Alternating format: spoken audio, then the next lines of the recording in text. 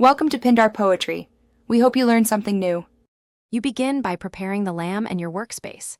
You need the lamb between 1 and 3 days old for easiest healing. Once done, check tetanus and general health. You must have sterile scissors or a docking tool, antiseptic, local analgesia, and clean towels. Restrain securely. One person holds the head and chest, you steady the hind end. This reduces movement and stress. Explain gently to the handler why calm restraint lowers injury risk and speeds the procedure. You proceed to the middle steps with calm precision.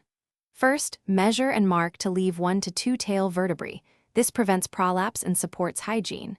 You must apply local analgesia and allow the recommended onset time.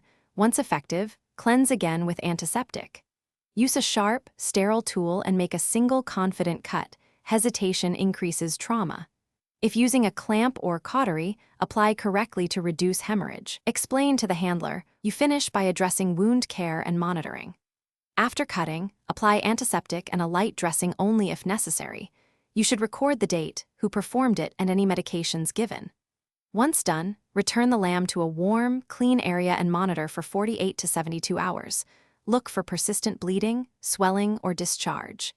If you notice heavy bleeding, foul odor, or abnormal behavior, contact a veterinarian immediately. A single key troubleshooting tip.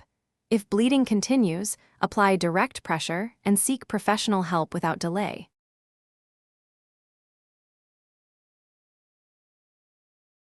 Thanks for watching.